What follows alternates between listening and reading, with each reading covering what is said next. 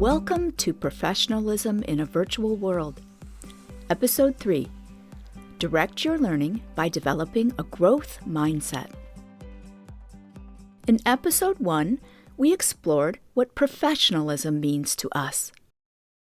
In Episode 2, we discussed how our virtual signature establishes and reinforces the way we wish to be regarded by others. In this episode, we'll explore how a growth mindset can set us up for success as we plan, apply, and support learning to achieve our professionalism goals. When we have a growth mindset, we believe that our knowledge, skills, and abilities, KSAs for short, can be developed through hard work, learning strategies, and input from others. If we put in the time and effort, we will grow our talents and abilities. We also like to try new things, even if we make some mistakes along the way. We just view those mistakes as learning opportunities. On the flip side, if we have a fixed mindset, we believe our knowledge, skills, and abilities are natural traits, and people either have these or they don't. We might feel that we're flexible. We've always been this way, and we always will be. So there might not be a need for any change. We also feel that it's important to be seen as being right and looking good in front of others.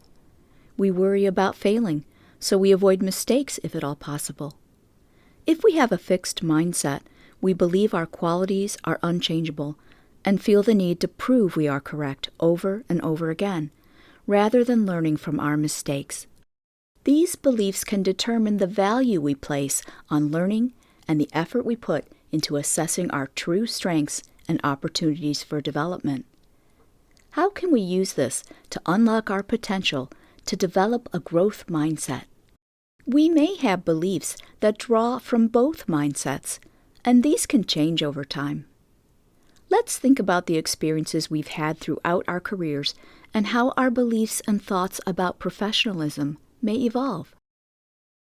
I saw a lot of racial and socioeconomic division and difference in terms of equity. So I wanted to be involved in building bridges that would lead to more equity in that regard. A lot of that is the same now, in the sense that I still have that equity lens. I think what's different might be that back then when I got into that field, I maybe operated in a way that enabled that work to be siloed just within multicultural affairs. And as I grew in my understanding of that work, I realized how much we were needed as extensions of that work in other areas of the institution. So I think that's one area that has been different, is that I think that I've, evolved and begin to have a more complex understanding of how we can all work together. Sean's goal to build bridges that lead to equity and social justice is the same, but how he wishes to be regarded has evolved through an awareness of his impact on others, learning from his experiences, and adapting his approach to achieve his goals. I think my first position, I was fresh out of undergrad, so I was very idealistic. I'm still idealistic, but I was very much probably more fire and brimstone with equity. So it was difficult for me to mobilize people when I was scaring the heck out of them.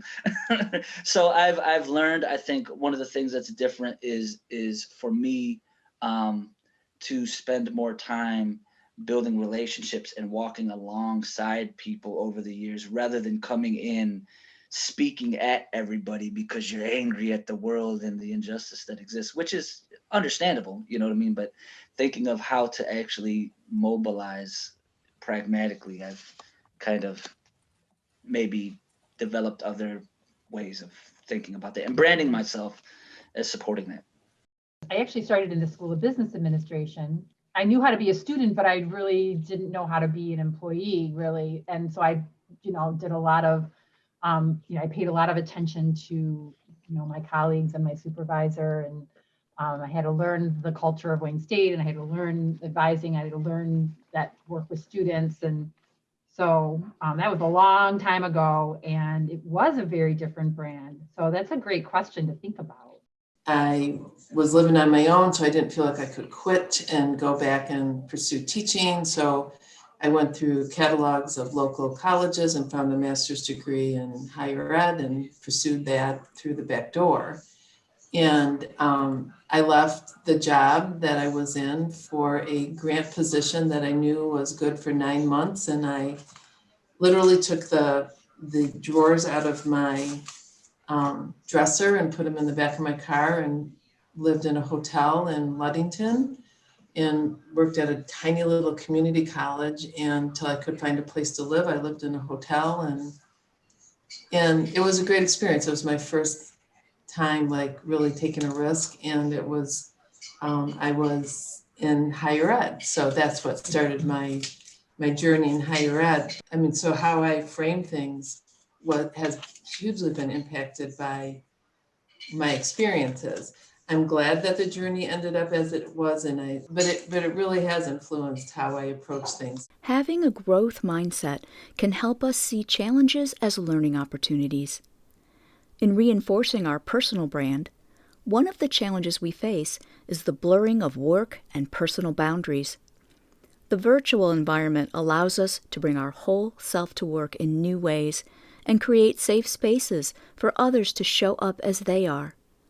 That can involve being vulnerable, challenging our beliefs, and even taking some risks. These are hallmarks of a growth mindset. I think one of the things that brand-wise for me that I developed into something that was really important to me was related in terms of authenticity. Mm-hmm. I learned a valuable lesson some years ago from a pastor that said, you can't complain that folks are rejecting you if you never bring you to the table. So I wanted to find a way to authentically navigate that space that was culturally very different from the community that I originally came from, while also being my authentic self. And there were times where it was very difficult. I've just learned, that it was extremely important for me to develop that sense of authenticity because I grew professionally, and I saw a lot of value in creating those relationships of mutual vulnerability so that, students can literally put out there, what it is that they're struggling with, or not just students, right? Colleagues can put out there what they're struggling with, and that we can work collaboratively. We might share some ideas that might help continue to stimulate our growth, whether that's professionally, academically, personally, et cetera. So that's something that has always been extremely important to me, is cultivating that confidence to step into the spaces and be comfortable of sharing your authentic self. How do we develop the foundation for a growth mindset? One way is to create a belief in yourself, your skills and abilities, and your capacity for positive change, even when you're uncomfortable or not sure how you'll get there. Along the way, I've asked for what I wanted. And sometimes it was, big things like, I want to go fractional time, and that was approved. Or I've left my full-time job and asked to come back as an hourly technician just to keep a foot in the door and to keep my skills sharp, but shifting my focus to home and having little kids. And I've asked for everything that I wanted in a way that I think was professional and was backed up by my work ethic and what I, brought to the position. That I think is like one of the core brand mantras that I have. And I've shared that with other people. Create a belief in yourself through positive self-talk. Invite in what you want by speaking the truth. Think of something that might be important but difficult for you. Instead of saying, I can't do this, try, I haven't learned this yet. Another way to develop a growth mindset is to refrain from comparing yourself with others or seeking approval. That can be hard to do in our virtual world, but it can help us be more comfortable with being our authentic self. I often tell my story of when I was a student athlete and the coach would say, run your own race. And if you finish the finish line and you're looking to the left or right, that's not what you're supposed to do when you run track. You're supposed to look straight ahead.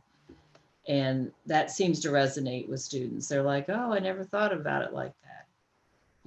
So that seems to help them when you tell your own story. Think realistically about how much time your goal will take. When we use new skills, our productivity can go down temporarily. Take pride in developing your growth mindset, knowing that your extra effort will result in achieving the outcomes you desire. For more ideas and specific techniques you can use to build your growth mindset, download the handout included with the learning resources in Accelerate. Remember that creating a true picture of your strengths and opportunities includes seeking feedback and support. Find inspiration in others who have a growth mindset. Connect with a Wayne State colleague who is passionate about this topic and available to share experiences, answer questions, and support your learning. Meet some of your professionalism buddies. Julie Kriego. I'm a senior HR consultant for the School of Medicine and the College of Nursing. I have worked at Wayne State University for the past 4 years. Prior to that, I worked in healthcare for 10 years as an HR director at a large subacute rehab facility. My early career experience was in the automotive industry, managing the operations of a PR event management team. And as a volunteer, I also have done event coordination and fund development for a nonprofit in Northwest Detroit. What motivates me to participate in the Buddy program is the support I received from other professionals throughout my career. I learned so much from more seasoned individuals in both my work and volunteer experiences. I think it's important to push outside of our comfort level and take on new responsibilities and opportunities.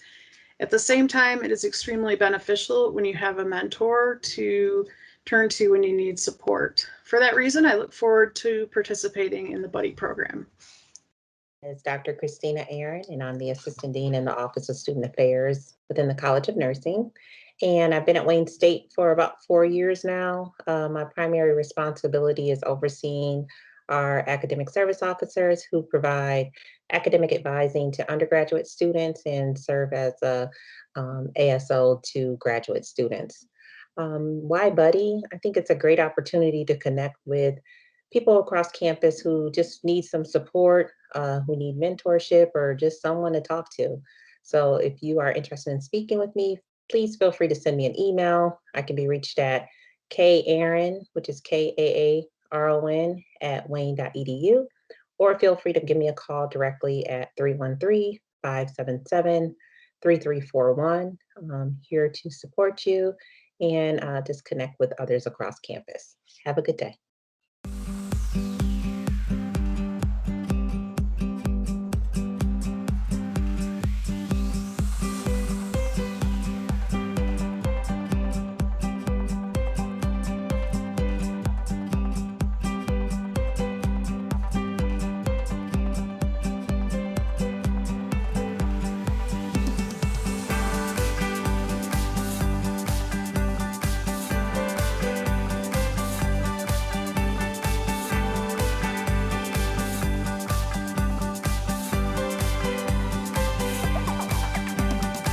This episode is the last in the 3-part learning series, Professionalism in a Virtual World.